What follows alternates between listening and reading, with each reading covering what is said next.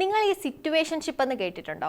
Ghosting, ടെക്സ്റ്റേഷൻഷിപ്പ്, ഇതൊക്കെ എന്താണെന്ന് അറിയോ? അറിഞ്ഞില്ലെങ്കിൽ പണി കിട്ടും. ഈ കാലത്ത് പ്രണയിക്കണമെങ്കിൽ ഈ വാക്കുകളുടെ എല്ലാം അർത്ഥം നന്നായി അറിയണമെന്ന അവസ്ഥയാണ്. ഇതിനെല്ലാം പുറമെ നാനോഷിപ്പ് എന്ന പുതിയ വാക്കാണ് ഇനി മുതൽ ട്രെൻഡ് ആകാൻ പോകുന്നത്. ടിൻഡർ എന്ന ഡേറ്റിംഗ് ആപ്പാണ് നാനോഷിപ്പ് എന്ന പദം ആദ്യമായി ഉപയോഗിച്ചിരിക്കുന്നത്.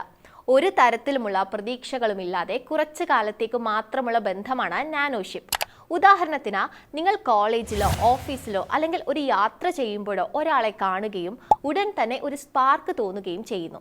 എന്നാൽ കുറച്ചു നേരത്തേക്ക് മാത്രം ഈ ഫീലിങ്സ് നിലനിൽക്കുകയും അയാളെക്കുറിച്ചുള്ള മതിപ്പ് അവശേഷിപ്പിക്കുകയും ചെയ്യുന്നതിനെയാണ് നാനോഷിപ്പ് എന്ന് പറയുന്നത്. ഇതൊരു പക്ഷേ ഒരു പുഞ്ചിരിയിൽ നിന്ന് തുടങ്ങി ചാറ്റ് വരെ എത്താം.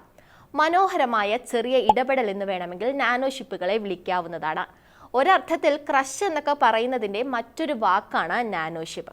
ഒരാളിൽ നിന്നുള്ള ഒരു ചെറിയ മെസ്സേജ് നിങ്ങൾക്ക് സ്നേഹവും സന്തോഷവും തരുന്നുണ്ടെങ്കിൽ പോലും നിങ്ങൾ നാനോഷിപ്പിലാണെന്ന് പറയാം. നാനോഷിപ്പുകൾ പ്രതീക്ഷകളുടെ ഭാരം കുറയ്ക്കുകയും സിംഗിൾസിന് ഒരു ബന്ധം സൃഷ്ടിക്കാൻ സഹായിക്കുകയും ചെയ്യുന്നു.